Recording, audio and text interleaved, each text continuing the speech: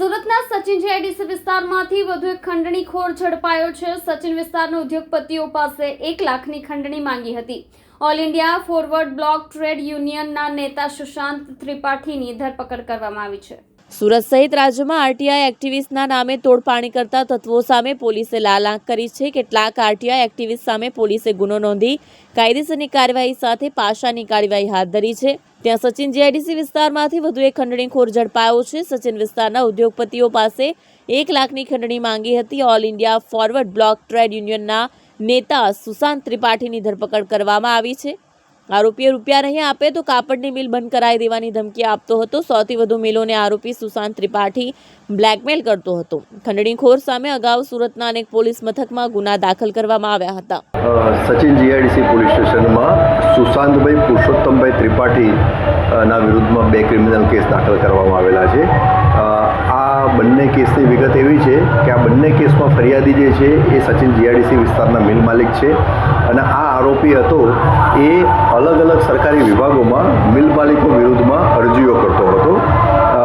આ જે આરોપી હતો એ All India Forward Bloc trade યુનિયનના કોઓર્ડિનેટર તરીકે ટ્રુ વર્લ્ડ સોશિયલિઝમ તથા દક્ષિણ ગુજરાત કામદાર પરિષદ તેમજ સુભાષચંદ્ર બોઝ ફાઉન્ડેશનના નામથી આ અલગ અલગ સરકારી વિભાગોમાં ઈમેલ અને અરજીઓ કરતો હતો। આ ઈમેલ અને અરજીઓ કરવા પાછળનો એનો આશય એ હતો કે મિલ માલિકો જે છે ભોગ બનનાર એમને દબાણ કરી એમને પ્રેશરમાં લાવી અને એમને ધાક ધમકી આપી અને એમની પાસેથી પૈસા પડાવવાનો આનો આશય હતો।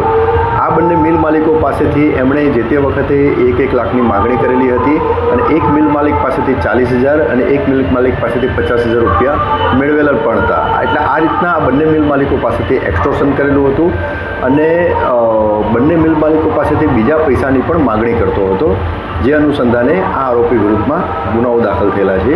આરોપી તપાસ દરમિયાન મળી આવતા અને પૂરતા પુરાવા એકત્રિત થયેલ હોવાથી આરોપીની ધરપકડ કરવામાં આવેલી છે। આ આરોપી વિરુદ્ધમાં અગાઉ કુલ 4 ગુનાઓ દાખલ થયેલા છે, જેમાંથી 2 પાંડેસરા પોલીસ સ્ટેશનમાં, એક કડોદરા જીઆઈડીસી પોલીસ સ્ટેશનમાં અને એક અઠવા લાઇન્સ પોલીસ સ્ટેશનમાં દાખલ થયેલા છે। આ જે ગુનાઓ જે છે એ એક્સટોર્શનના ઉપરાંત ફોર્જરીના ગુનાઓ દાખલ થયેલા છે। હાલમાં ગુનાની તપાસ ચાલુ છે।